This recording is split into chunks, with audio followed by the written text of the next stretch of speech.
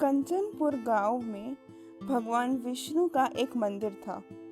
उस मंदिर के आगे एक सुंदर व काफी बड़ा बाग था।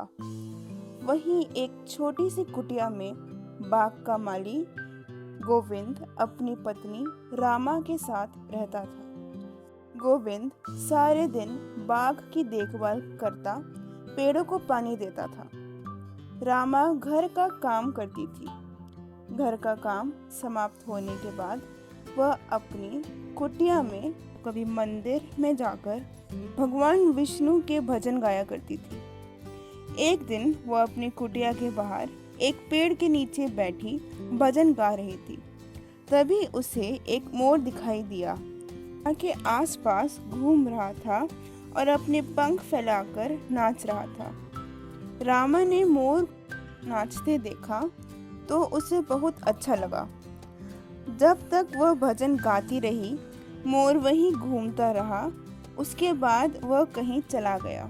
शाम को रामा ने गोविंद को मोर के बारे में बताया तो उसने कहा, मैंने तो कोई मोर नहीं देखा।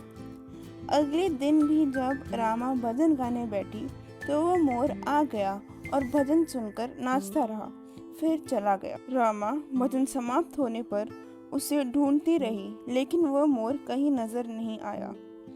अगले दिन रामा मंदिर गई और मंदिर के पुजारी से मोर के बारे में पूछा। पुजारी ने कहा, बेटी, मैंने तो कोई मोर नहीं देखा, हो सकता है पास के जंगल से आया हो। तब रामा ने कहा, लेकिन बाबा, मैं जब भजन गाती हूँ वह तभी आता है और जैसे ही भजन पूरा हो जाता है वह चला जाता है, उसके बाद कहीं नजर नहीं आता। तब पुजारी बाबा ने कहा, बेटी, वो साधु या संत होगा जिसका जन्म मोर के रूप में हुआ है। वह जब भी भगवान श्री विष्णु के भजन सुनता है तो झूमने लगता है। इसी तरह कुछ दिन बीत गए। वह मोर हर दिन भजन सुनने आने लगा था। एक दिन रामा ने गोविंद से कहा, वो मोर हर दिन भजन सुनने आता है, मुझे कुछ समझ नहीं आ रहा। तब गोविंद ने कहा, अरे बाग है, पक्षी उड़ते उड़ते आ जाते हैं, ऐसे ही मोर आ जाता होगा। तुझे लगता है वह तेरा भजन सुनने आता है? हो सकता है वह खाने की तलाश में आता हो।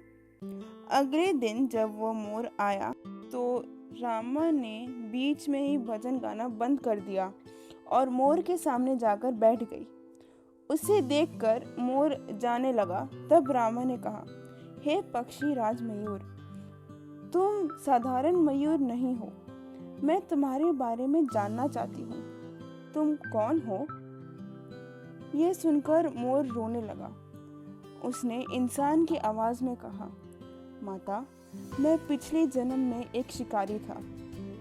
जंगल में मोर पकड़कर उनके पंख निकालकर बाजार में बेचा करता था। और जंगल में मैंने एक मोर पकड़ा। उसके पंख निकालने के कारण वह घायल हो गया और मरने लगा। तब उसने मुझसे कहा, हे दुष्ट शिकारी, तुझे धन के लालच में ना जाने कितने मोरों को मारा होगा।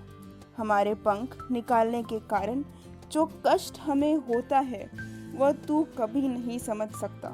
इसलिए मैं तुझे श्राप देता हूँ कि अगले जन्म में तू मोर बने और तुझे भी इसी प्रकार कष्ट हो। ये कहकर वह रोने लगा।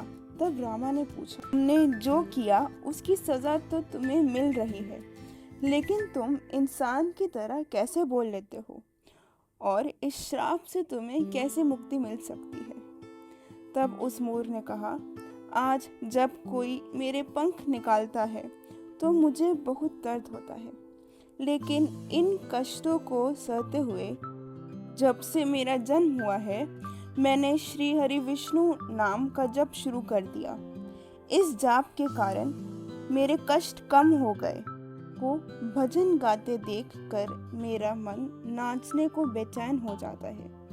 भगवान श्री हरि विष्णु की मुझ पर बहुत कृपा है, मैं कभी भी अपना रूप बदल सकता हूँ। यह कहकर वह सुंदर लड़के के रूप में प्रकट हो जाता है।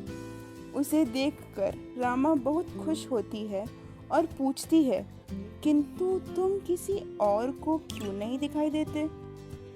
तब मोर रूपी लड़के ने कहा, मैं इंसान के रूप में रहता हूँ, किंतु जब कोई श्री हरि विष्णु के नाम का गुणगान करता है तो मैं अपने को रोक नहीं पाता और मोर के रूप में नाचने लगता हूँ। रामा ने आगे पूछा, तुम्हें इस श्राप से कैसे मुक्ति मिल सकती है? क्या मैं तुम्हारी कोई मदद कर सकती हूँ? तब मोर ने कहा, माता, ये बहुत कठिन है। यदि आप अपने पति के साथ 1 सप्ताह तक बिना अन्न जल ग्रहण किए यज्ञ का अनुष्ठान करें और मुझे पुत्र के रूप में पाने की कामना करें, तो भगवान विष्णु की कृपा से मुझे मोर के जन्म से मुक्ति मिल जाएगी और मैं आपको पुत्र के रूप में प्राप्त हो जाऊंगा। रामा ने शाम को ये बात गोविंद को बताई।